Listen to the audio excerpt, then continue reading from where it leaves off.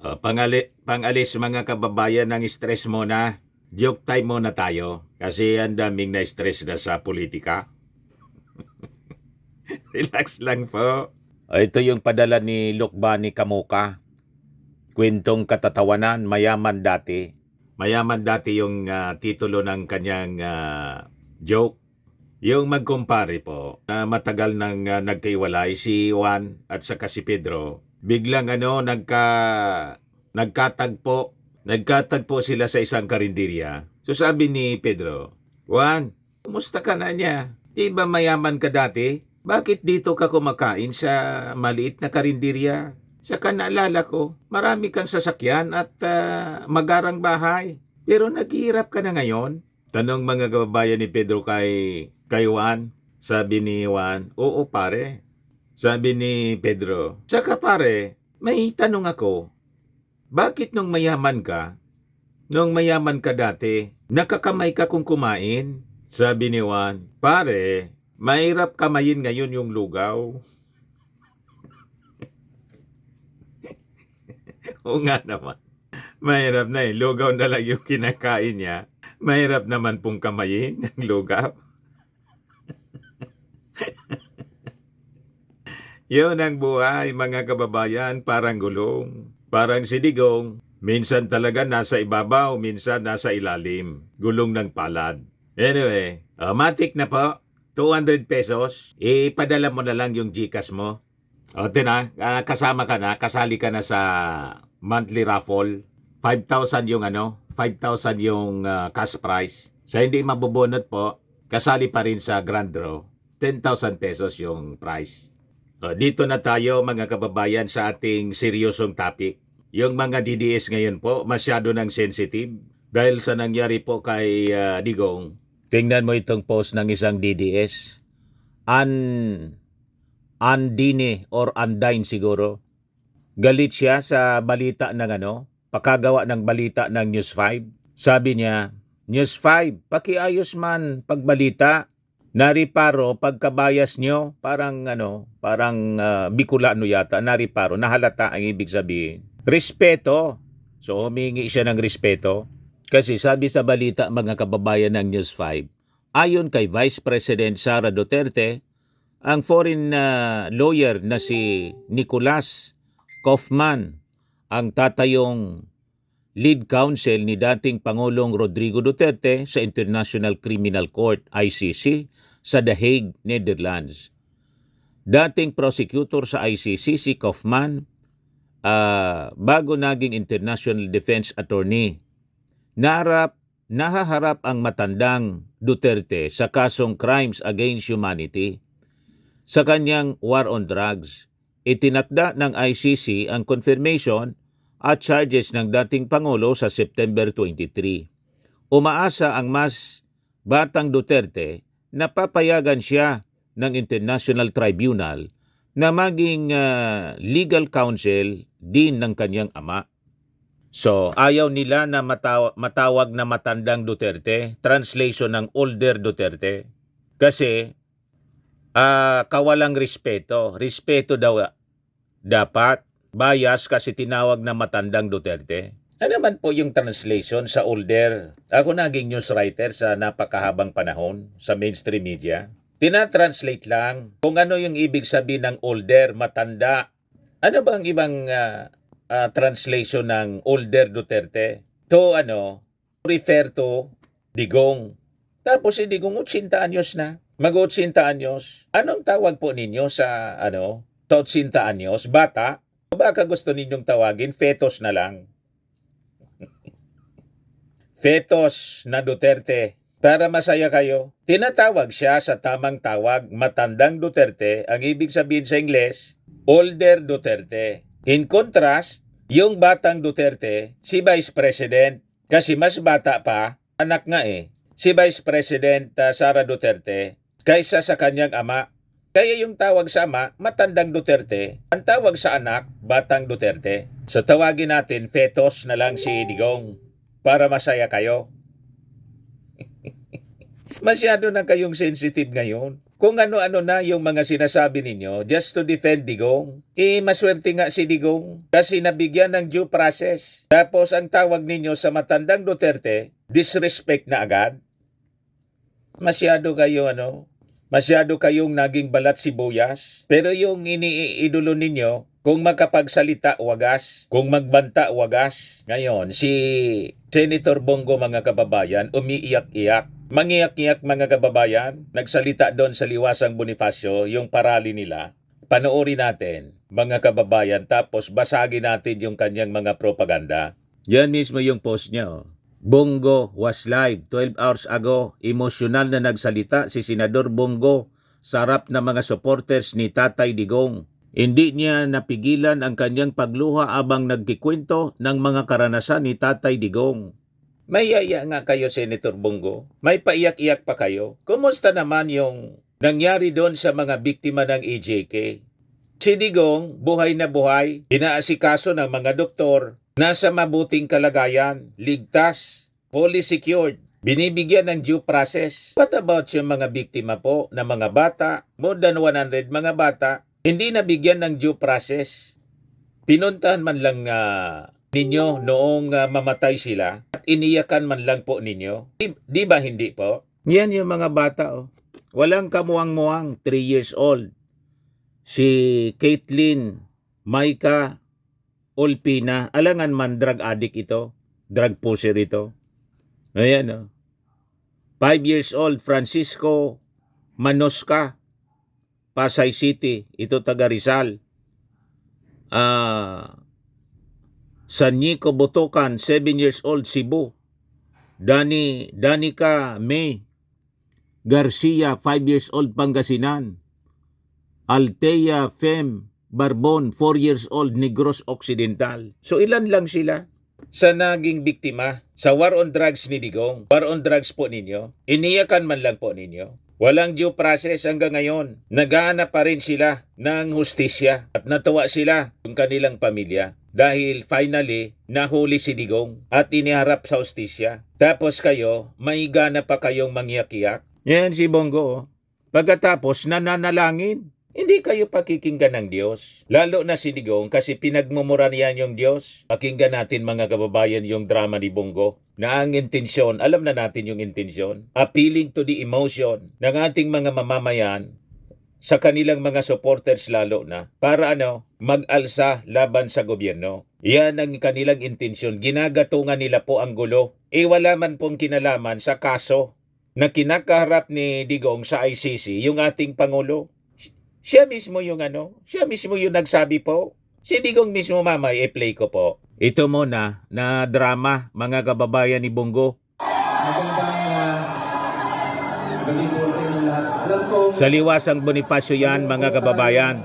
lahat sa nangyari, no?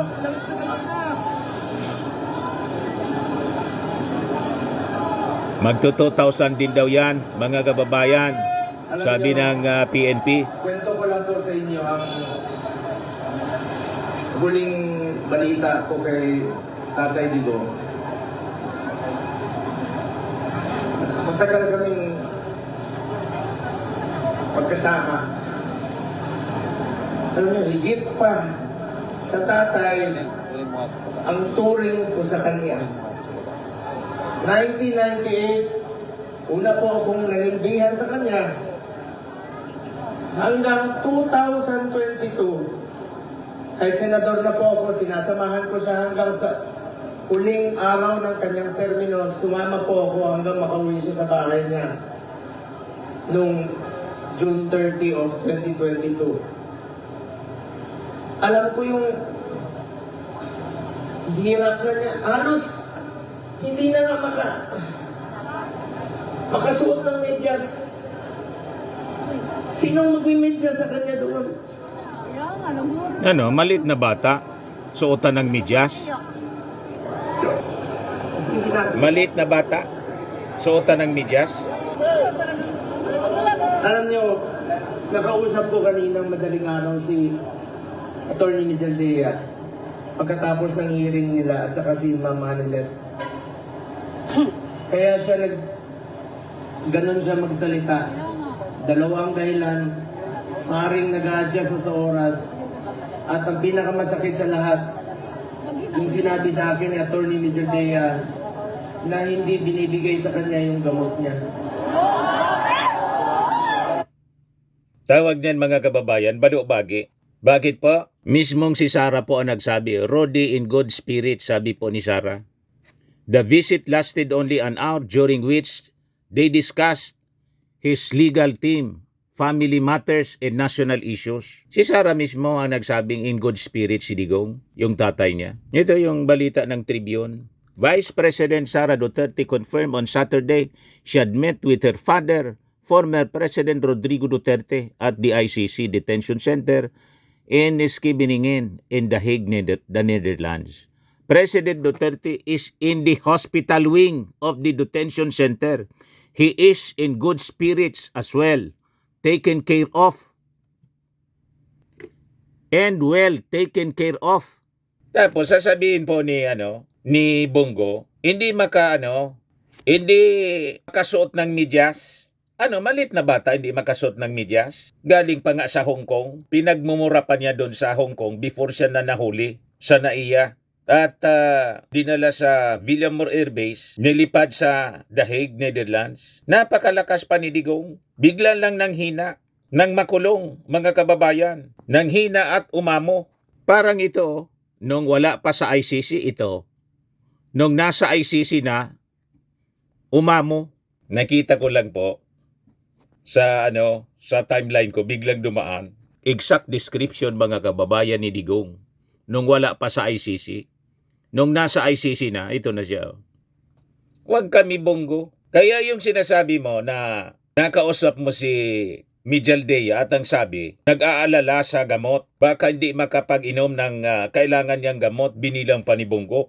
27 gamot daw ang dapat inumin. Pababayaan ba yon ng hospital? Nasa hospital wing siya, sabi ni Sara, ng ICC. Ang ibig sabihin, yung mismong detention facility ng ICC, nasa hospital wing, kumpleto ng pangangailangan para asikasuhin ang kalusugan ni Digong. So malinaw po na propaganda ang sinasabi po ni Bongo para gatungan yung emosyon ng mga mamamayang Pilipino, isiping pinapabayaan at hinahayaang mabulok doon si Digong nang walang nag-aasikaso ng mga nurses at doktor. Yung mga palusot na yun, hindi lumusot kay hindi lumusot po, hindi umobra kay presiding Judge Julia Motok. Sabi ni Judge Motok, okay niya, chinikan niya ng aming mga doktor. He is in good health niya. Tapos dito sa meeting mga kababayan sa Liwasang Bonifacio, lahat baliktad. Ang sinasabi ni Bongo, kinontra niya pati yung sinabi ni Sara Duterte. Yan ang sabi ni Sara. President Duterte is in the hospital wing of the detention center. He is in good spirits and well taken care of. Napakalinaw, Bongo, na nagsisinungaling ka. Nilalason mo yung isipan ng mga tao para mag-alsa, magalit sa ating Pangulong Bongbong Marcos. Hindi po obra yung mga propaganda ninyo, pamimiki ninyo ng mga balita. Fake news kayo eh. Yan ituloy natin yung sinasabi niya rito. Alam niyo ba, na hindi nga niya alam kung ano yung gamot na iniinom niya, binibigay sa kanya ng nurse niya. May background pa po. Appealing to the emotions po. Yan Anong gusto daw gawin kay Tatay Digong? Kung kaya nilang ipadala si Tatay Digong doon, gawan nyo ng paraan. Paano siya ibalik dito?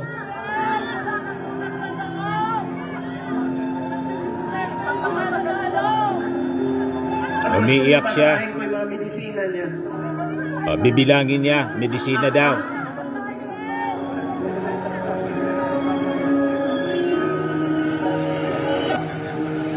Lahat ng mga politiko na nakinabang kayo sa panahon na pinansin kayo ni Tatay Digong. Humingi na ng saklolo sa mga politiko. Pinansin ni Tatay Digong. Yung iba dyan, pinupuntahan pa namin yung birthday. Makakatulog pa ba kayo? Ha? Tulungan nyo naman si Tatay Digong.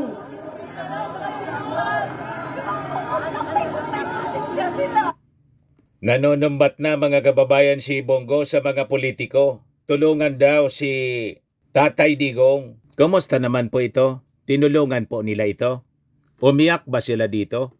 Mga kababayan sa mga bata? More than 100 mga bata po. Sa close to 30,000 na mga biktima ng EJK na walang due process. Ngayon, si Digong may due process. Nasa hospital wing, nakadetain sa ICC. Umiiyak sila. Wala daw gamot. May 27 na gamot na iniinom si Digong, sabi ni Bongo. Hindi ba yun na ipapainom ng mga nurses na nandun sa mismong hospital? Hayaan mamatay doon si Digong? Walang ganun po. Napakalinaw yung mismong statement ni Sara. The President is in good spirits and well taken care of. So, bangga-bangga yung kanilang mga sinasabi. Saka, paano tutulungan? Halimbawa ng ating gobyerno. Kasi ang may kapangyarihan na tumulong mismo yung ating Pangulong Bongbong Marcos, kaya lang hinayaan na rule of law ang mangibabaw kasi may obligasyon tayo sa Interpol. Pero ang napakagandang paliwanag, mga kababayan, itong sinabi ni Jerry Baha at saka ni Anthony Taberna. Ang sabi niya, itong ICC niya at saka Interpol, pwede naman talaga ito na hindi pa intulutan ng ating Pangulo. Kailangan niya, paano niya gagawin yun ng ating Pangulo? Na araw-araw sinasabing bangag, diktador, ngiwi. Asa pa kayo? Sabi po ni Antine, paulit-ulitin natin ito para basagin yung mga propaganda nila. Hindi naman talagang pigilin ng yung arrest warrant na yan, si Manyan o Interpol. Kaya lang, meron ka ba naman ekang nasyon na pigilin yung arrest warrant, walang lubay ang mga Duterte, katitira sa'yo. Isa pa yun. Ba't ka naman gagawa ng mabuti sa isang taong araw-araw ay tinatawag kang bangag, adik, diktador. Tapos pagpaplanuhan ka ba ipapatay? Paplanuhan Kita ipapatay, mo. tapos ipagtatanggol mo ba yan? Parang tama, sabi kumpasyero. ko, okay. Iba rin talaga. Masyado pag may kayong kausap abusado. tao, Yan din naman yung binabanggit natin nung nakaraan na parang ka ng reconciliation, helping hand, iniaabot mo, pero kamay, tinataga yung kamay mo. Na sinasabing bangag ka. Ba't mo kami aabotin? Bangag ka. Adik ka. Adik ka. Ngiwi ka. Lahat. Paano nga naman mangyayari? Kumbaga, Andun tayo umaasa ka sa kapwa mo na mabuti ang gagawin sa'yo, pero ginagawan mo naman siya ng masama araw-araw. Yun ang sinasabi natin. Naintindihan mo na, Senator Bongo. Naintindihan na ninyo mga DDS kung bakit ganun ang sinapit ni Digong at walang politiko ngayon na sumasaklolo, lalo yung ating gobyerno. Napakalinaw ng paliwanag ni Anthony Taberna at saka ni Jerry Baha. Tapos iyak-iyak kayo ngayon. Gagatungan ninyo yung gulo dyan sa liwasang Bonifacio. Kaya nakumbinsi ninyo dyan, yung dati lang, yung mga tauhan ni Kibuloy, walang bibili sa inyong mga narrative kasi lahat kasinungalingan.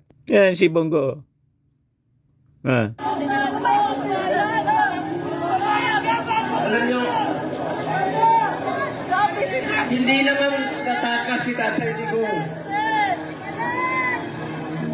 Noong Sabado, maraming nagpapayo sa kanya. Kami, sinabihan namin, Tatay Digong, pagpaliban mo muna. Pagpaliban mo muna yung pagpapauwi mo rito. Alam ni Mama Anelet yun, alam ni Iyas yun, alam ng mga kasama niya. Dahil meron na pong threat sa kalusugan niya, sa buhay niya. Di natin alam eh. Pero mas pinili niya umuwi at harapin. Ibig sabihin nun, hindi tataka si Tatay Digong. Hindi tatakbo si Tatay Digong na hindi na nga niya kaya tumakbo. Nakasungkod. Kaya pa ba niya tumakbo? Mga politiko, nananawagan ako sa inyo. Pinansin namin kayo sa 6 na taon, hindi namin kayo pinabayaan. Nanumbat na po. Tatay Digong. Tulungan niya naman. Nangungulila lahat. Alam niyo, hindi. Nangungulila daw yung lahat, yung pamilya niya, pati yung mga DDS. Kumusta naman? Mga kababayan, yung mga pangungulila, permanent ng pangungulila, yung mga namatayan, 30,000 na mga victims ng AJK. Wala ba yung pangungulila? So, ang nakikita ninyo, ang nadadarama ninyo, yung pangungulila ng pamilya ni Digong at pangungulila ng mga DDS. Kasi si Digong nandun sa Dahig. Si Digong po, mapalad siya kasi may due process sa kanya, buhay na buhay siya. At may possibility pa, although slim yung possibility na makabalik siya rito kung ma-acquit siya. Maybe after 8 years. Pero yung mga namatay po sa AJK, eternal na yon, permanente. Yung pangungulila ng mga pamilya nila, permanente na. So very unfair yung mga sinasabi po ninyo, Senator Bongo. At wag ninyong i-blame yung ating Pangulong Bongbong Marcos dito sa nangyari kay Digong kasi walang kinalaman dito. Mismong si Digong ang nagsabi. Yan sinabi mismo, hindi ka naniniwala. January 6, 2024, Rodrigo Roa Duterte. Marcos has nothing to do with the ICC. Huwag na natin bigyan ng importansya yung ICC. It is the ICC interfering in our private affairs in the sense that it intrudes to the sovereignty of other nations. Siya mismo yung nagsabi. Duterte, walang kinalaman si PBBM sa ICC. Post mismo ng PDP Laban. January 8, 2024. Duterte, walang kinalaman si PBBM sa ICC. Ito yung report mismo ng GMA, saksi, si Arnold Clavio. Pakinggan natin mga kababayan. Yan Naniniwala Pangulong Rodrigo Duterte na walang kinalaman si Pangulong Bongbong Marcos sa kasong kinakarap niya sa International Criminal Court o ICC. Hindi rin daw papayag si Duterte lang arestuin siya. Anong pakialam ang ICC sa akin? At hindi mo talaga. Pahuli nila ako patay. Ito ang sagot ni dating Pangulong Rodrigo Duterte sa mga ugong na may arrest warrant na laban sa kanya ang International Criminal Court. Nakita ninyo? Mismong galing sa bibig ni Digong, walang kinalaman yung ating Pangulo. Pagkatapos ituturo ninyo mga DDS, lalo si Senator Bato, lahat sila biniblame yung ating Pangulo. Itanong nga ninyo kay Digong kung may kinalaman. Pinapakalinaw po, ang ICC case niya, final 2017, mga private complainants. Kaya po, baseless ang kanilang mga propaganda. Yung narrative nila based on lies. Gusto nila ituro, isisi sa ating Pangulo para magalit yung ating mga mamamayang Filipino. Mag-alsa, using false accusations, lies, fake news. Sila mga kababayan, hindi magkasundo sa mga statements nila. Si Bongo, iba yung kinikwento, iba man ang sinasabi ni Sara. Sabi ni Sara, inaasikasoan niya ng maayos. In good spirit ang aking tatay. Tapos sabi ni Bongo, tumawagan niya sa akin si Mildred Lea. Ni yung pagmidyas niya, hindi niya magawa kasi matanda na. Sinong maniwala na si Digong po, hindi na makahawak ng midyas at maisuot niya? Pwede nga niyang sipain yung mga taga-ICC, kaya lang hindi na niya nagawa. Ina-isolate siya at naging maamong tupa si Digong nang humarap online sa ICC judges. You see? So paawa ito mga kababayan, drama ni Bongo. Meron na akong pass para sunduin kasama ko yung tatlong doktor niya. Then schedule po siya magpa-check up sa Cardinal Santos. Then, bagamat since 2022, di na kami alam niyo, 1998 hanggang 2022, halos araw-araw kami magkasama. 360 days out of 365 days magkasama kami. Noong 2022, may trabaho na po ako bilang senador, hindi na ako nakasama sa kanya. Pero hindi ko po pinapabayaan yung medical niya dahil yun po ang pinangako ko sa kanya hanggang sa pagtanda niya, hanggang sa kamatayan niya, hindi ko po siya iwanan. Lalong-lalo na po.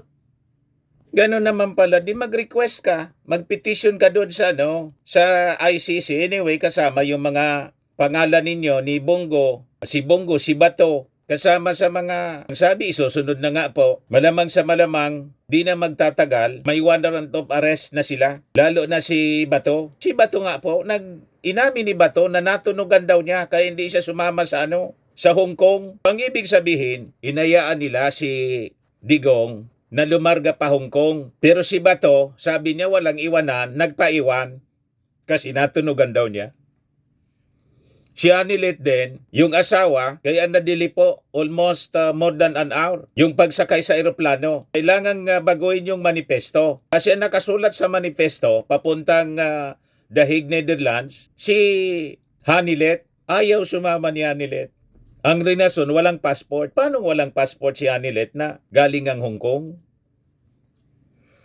Ibig sabihin ba, pumunta si Anilet ng Hong Kong kasama yung asawa niya, si Digong, at si Kitty Duterte. Wala silang passport.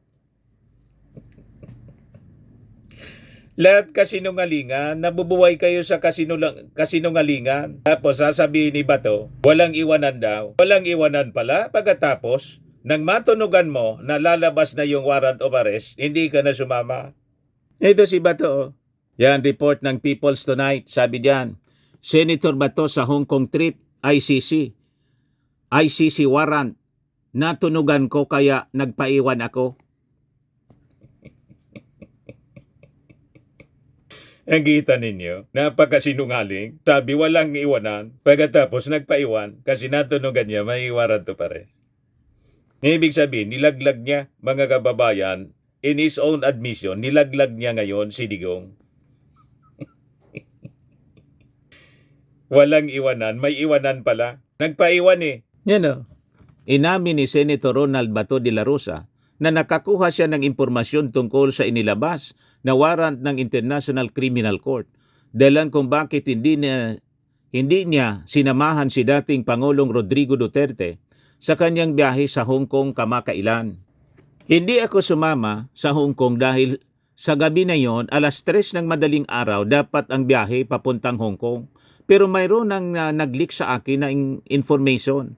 Hindi pa rin tulog ang Diyos. Sabi ni De La Rosa sa kanyang talumpati na ginanap sa Pro Duterte Rally sa Liwasang Bonifacio, Manila, nitong Sabado, kahapon po. Ang sabi na source ng impormasyon, sabihan mo sila na may warrant na si Presidente at si Bato, huhulihin sila pagbalik nila dito galing sa Hong Kong, ayon kay De La Rosa. Base sa kanyang natanggap na impormasyon, tinawagan niya si dating Executive Secretary Salvador Medialdea upang sabihin na hindi na siya susunod sa Hong Kong, kung saan sumama rin ang ilang miyembro ng senatorial slate ng PDP Laban na ikinakampanya ni Digong. Sir, mayroon ng warrant, hindi na ako hahabol dyan. Asikasuin ko na lang yung petition for certiorari and prohibition, kwento ng re-election ni Senator tungkol sa kanilang pag-uusap ni Medialdea noon na nasa Hong Kong na. Kita ninyo mga kababayan, sila naglalaglagan, pagkatapos maniwala kayo kay Bato na susurrender daw siya. Willing siyang samahan mo na si Digong. Kasi si Digong nag-iisa doon para may mag-asikaso sa pangangailangan ni Digong doon. Pati dapat si Bato, sumama na siya doon. Ano pang iniintay ninyo? Di ba mahal na mahal ninyo si Digong? Pagkatapos magdadrama kayo rito para gatungan yung mga mamamayang Filipino na mag-alsa laban sa gobyerno ng ating Pangulong Bongbong. Mismong si Digong ang nagsabi, walang kinalaman sa ICC, si PBBM. Ano kayo ngayon? Yan sabi ni Bongo rito. Sige drama. Alam nyo, nakaraang 4 na buwan, monthly siya nagpapa-check up. Yung dinidrip po siya. You may check with the doctors. I-check niya sa hospital. Kaya samahan ko siya doon. Dinidrip siya. Samahan mo na. Mababa kanyang buhay. Scheduled sa March 12. Pero ngayon, pati gamot ipagkakait.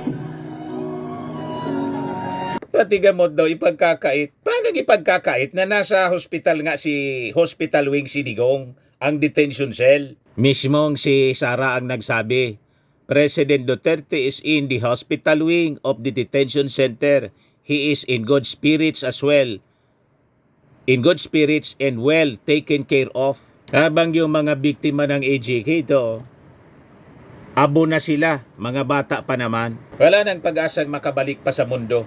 eternally separated sa kanilang pamilya. Whereas si Digong, pwedeng puntahan nila doon. Kung gusto nilang asikasuhin, personal na asikasuhin. Di asikasuhin nila, si Bongo pumunta doon, saka si Bato, sila yung aktong mga nurse. Tama po yung ating mga sinasabi, mga kababayan? Tama. Tama itong sinabi ni Congresswoman Janet Garin. Ang pinakamagandang gawin ngayon ni Senator Bato de la Rosa, tulungan niya ang depensa ng dating Pangulo dahil mas marami siya na siyempreng alam kaysa sa atin dahil siya ay nasa gobyerno at nasa PNP nung panahon na yon.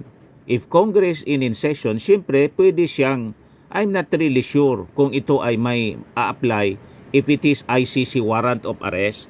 Nag-voluntary surrender na dapat si Bato. Hindi yung umiwas. Lalabas yung warrant of arrest. Huwag na niyang hintayin na lumabas pa. Kung talagang mahal niya si Digong, sila ni Bato, mag-voluntarily surrender na sa ICC para may mag-asikaso pa. Mag-asikaso na rin doon sa matanda. Na ayaw tawaging matanda, di sabi ko, tawagin nating Fetus Duterte. Kasi offensive sa kanila yung matandang Duterte. Kawalang respeto daw. Pero si Digong, kahit yung Diyos pinagmumura. Walang problema sa mga DDS na pagmumurahin ni Digong yung Panginoong Diyos. Hindi yung disrespect. Astig yun. Matapang kasi si Digong. Kaya hindi siya natatakot kahit sa Diyos. Paano ka maka-retreat na yung Diyos mo pinako sa krus? Nakakawala ng bilib. Ako ang Diyos tapos ipako mo ako. Putang ina. Sabihin ko, lightning, ubusin mo ito, sunugin mo lahat ng mga irehis. Who is this stupid God? Stupido talaga itong putang akong ganun. At huwag kayong matakot mamatay. Ako ang bahala sa inyo. Sa bagay, iilan lang dito ang magpunta sa langit. Karamihan dito, impyerno yan. Gusto sa impyerno. Doon ang gusto niyang destino. Pagkatapos, humihingi ng panalangin si Bongo. Anong klase mga tao kayo? Asa pa kayo na pakikinggan kayo ng Diyos yung panalangin ninyo? Na mismong yung taong pinapanalangin ninyo, dinisrespect, minak yung ating Panginoong Diyos. Yan ang kailingan po ni Senator Bongo doon sa Liwasang Bonifacio. In fact, ang tawag nila, prayer, rally daw. Yan Anong mananagot niyan pag may nangyari kay Tatay Digong? February, umpisa nung December, siya sa Cardinal, sinamahan ko siya. Kasama si Ma'am Hanalep. Enero, bumalik uli kami. Pebrero, bumalik uli kami. March 12 po siya schedule uli. Para sa pagpapagamot niya. Pinagkait nila. Pati gamot. Ayaw ibigay sa kanya. Alam niyo, wala siyang sinelas. Pati sinelas. Pati chinilas daw. Anong pati chinilas na? Nakasapatos nga po yon. Pagkatapos naka-Amerikana ng iharap sa korte, sa ICC. Posturang-postura si Digong. Lahat mga kababayan, baluubagi, gawa-gawang istorya. Yan si Digong, nakapostura po. Ang ganda, planchado, yung ganyang Amerikana. Tapos sabihin, walang chinilas. Gagawin ba? Sinisiraan ninyo yung ICC na ibig sabihin, inhuman ang pagtrato. Lalo kayo diyan, Lalo ninyong dinidiin si Digong. Magagalit yung mga judges. Si Mijaldea, inakusa na yung ICC, tapos Interpol, na kinidnapan niya si Digong. So ginawang kidnapper yung ICC. Asa pa kayo na magkakaroon kayo ng favorable decision sa inyo, yung ICC. Mismo yung ICC, inakusa na kidnapper. May warrant of arrest niya, sabi niya. At in English niya nabasa. Sabi ni Judge Julia Motok, hindi man po pinatulan yung akusasyon ni Mijaldea. Cool na cool po si Motok. Sige, gawa kayo ng kwento. Sabi natin, si Napoleon Bonaparte, emperador ng Pransya, nagsabi, "Do not disturb your enemy when he is committing mistakes." So wag nating sawayin itong si Bongo, si Bato at lahat ng DDS sa kanilang mga ginagawang paninira. Lahat ito ay magbabackfire sa kanila. Ituloy natin ang drama ni Bongo. Pati chinelas niya wala. Nakapaa. Huli namin mag-uusap, nasa eroplano siya. Sabi ni Bingo, Atty. Major Dea, nakapaa siya. Buti na lang, may nagsuot ng kanyang suot kahapon. Hindi niya kaya. Ito yung ebidensya na sinungaling itong si Bongo. Sa eroplano daw, si Digong nakapaa, naka-D4 po oh. Ito yung napakagandang sapatos niya oh. Naka-rubber shoe siya.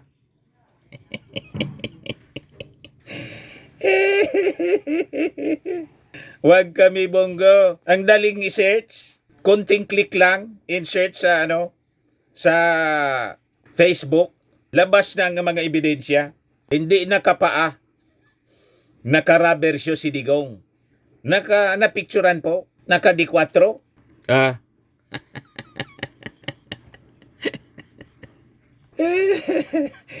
Talaga itong si Bongo. Napakasinungaling. Gusto magpaawa sa mga tao. Niluluko yung mga karap niya. Yung mga DDS. Niluluko niya. Paawa effect po, mga kababayan, si Bongo. Nakapaa siya.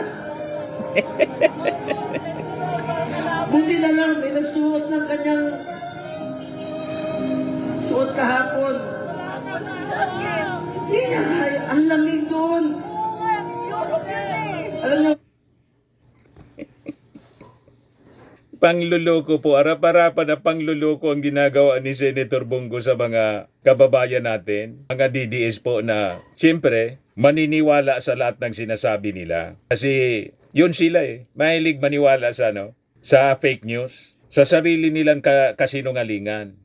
Kakaiba din ang abilidad nila mga kababayan. Sariling kasinungalingan nila, pinaniniwalaan nila.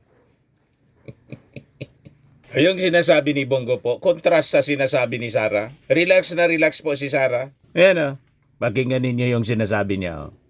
Patawa-tawa pa siya. Kasi masakit sa akin na nakikita na umiyak kayo. Yes. Alam mo yun? Masakit sa akin yun. Kasi, alam niyo yun, parang hindi naman kasi dapat ginagawa sa inyo yan. Alam mo yun?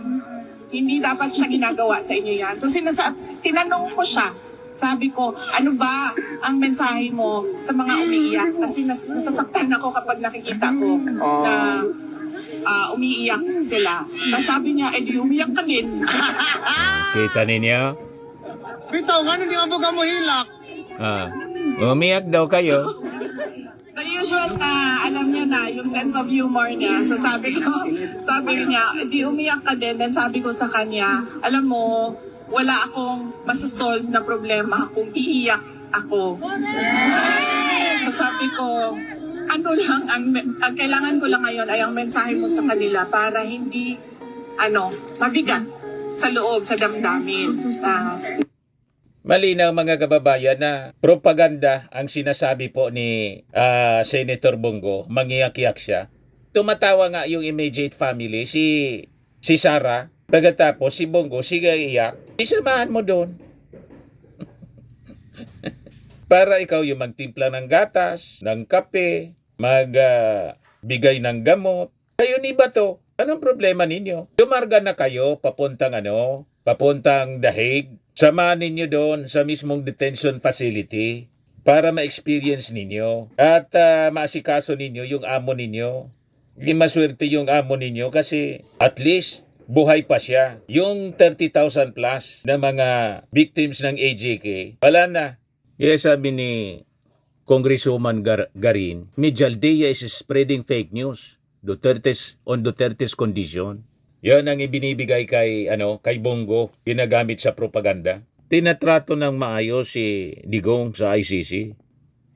Sabi dito sa balita ng Inquirer, in an online press briefing on Friday, the lawmaker said a lot of people have been agitated after Mijaldea claimed that Duterte was not being attended to medically by the ICC. Mijaldea had also reportedly added that the ex-leader had been missing. But Garin noted that her prior experience in working with the Dutch people showed that they are very meticulous and considerate when it comes to the health and welfare of people. This behavior in character extend to persons who are in the ICC custody, sabi po ni Garin. Nagulat ako nung nakita ko yung balita kahapon when the former executive secretary said na hindi binibigyan ng gamot, pagkain, mahinang-mahina na at kailangang dalhin sa hospital ang dinideprive ng hospital services at nawawala allegedly ang dating Pangulo. Ako personally, because I've worked with the Dutch government on many occasions, alam ko that ICC is straightforward institution. So, kapag ganyan, very considerate sila, lalo na kapag usapang kalusugan. So, ang daming naniniwala. Pero ako, kasi, na nakakaintindi, siyempre, nagtaka rin ako. So, according to Garin, there may be two reasons why Mijaldea resorted to misinformation. Either the former executive secretary is just emotional after the recent arrest of Duterte and his transfer from Manila to The Hague in the Netherlands where the ICC is based, or he is just trying to incite anger among the ex-president supporters. Inciting, mga kababayan, people na umalsa, yun ang ginagawa, appealing to the emotions. Itong ginagawa ni Bongo, pati ni Senator Bato. Yan may pakray-kray pa siya na nalalaman, mga kababayan. Salamat sa piloto niya. Isang co-pilot doon. Binigay na yung kalo niya kay Tatay Digong dahil alam nila malamig. Binaba siya sa stretcher, mag-isa siya. Hindi alam ni Atty. Mijaldea saan siya dinala.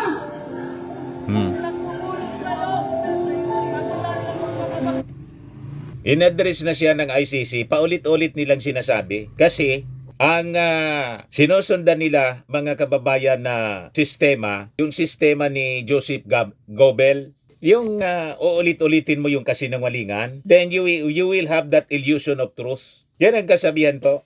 Yung Nazi propagandist po, na si Joseph Goebbels, lies when repeatedly told, there is that illusion of truth. Yun ang ginagamit nila, mga kababayan. In-address na siya ng ICC. Sinabi ng ICC, nandito niya sa amin. At mismong si Sara Duterte nagsabi, inaasikaso niya, in good spirit, well taken care of.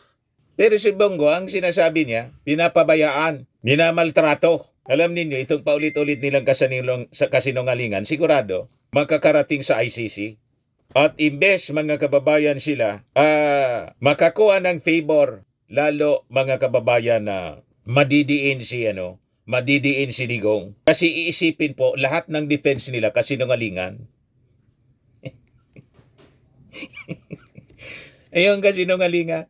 Ang labas niyan, mga kababayan ni Digong, just like the boy crying wolf. Sa paulit-ulit na pagsinungaling, nung magsalita na siya ng katotohanan, hindi na pinaniwalaan yung boy crying wolf.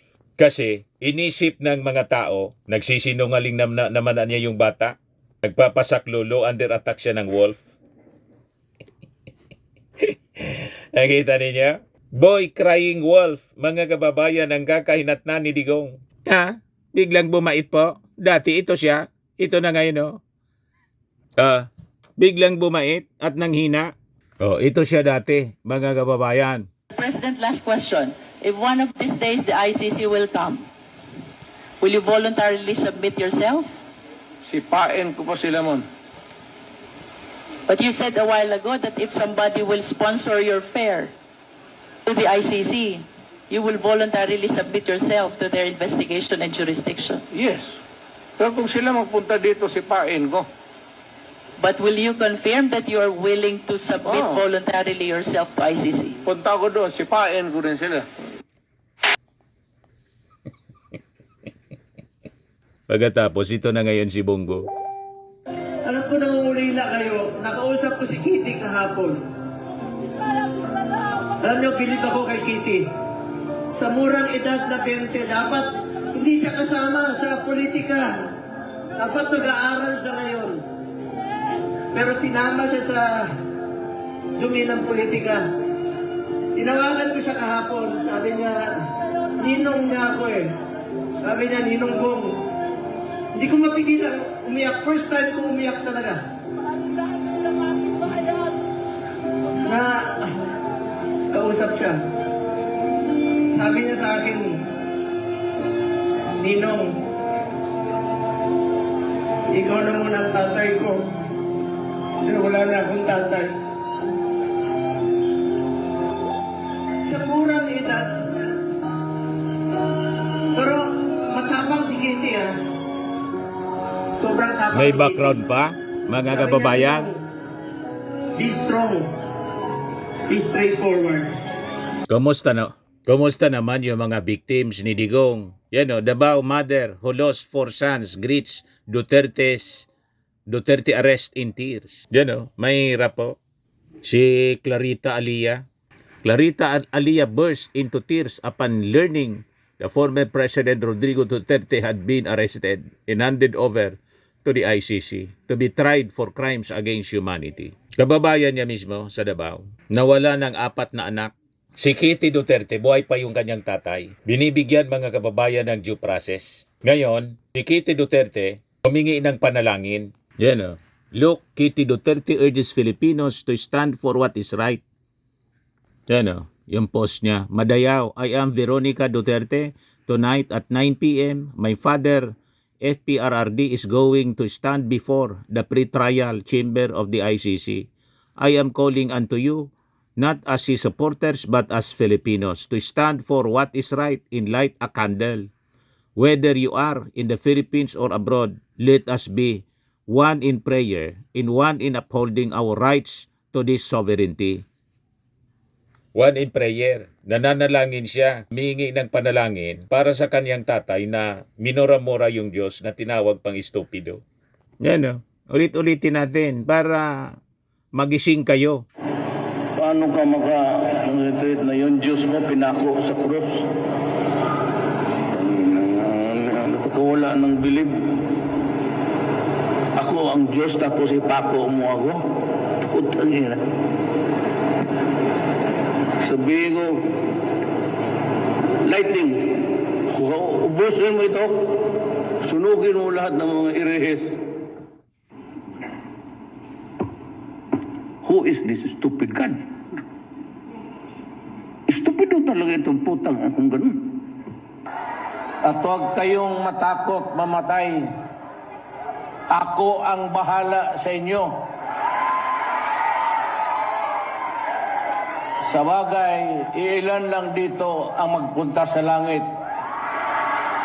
Karamihan dito, impyerno yan.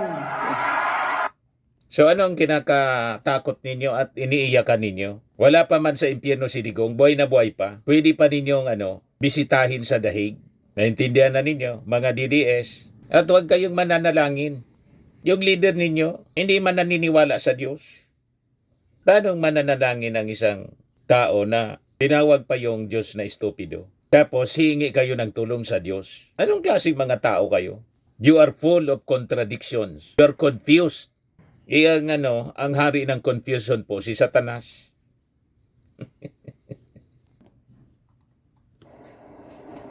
At itong ating programa mga kababayan, atid sa inyo nitong ating mga sponsors. Firmax, Firming and Lifting Cream. Pinapay po sa mga pulses in affected area. Mainam po ito sa mga pains at paninigas ng mga kaso-kasuan. Ito sa mukha naman yung application, anti-aging, Automax po siya. Ito ay Glow 60 mga kababayan. Whitening po siya. Made in South Korea.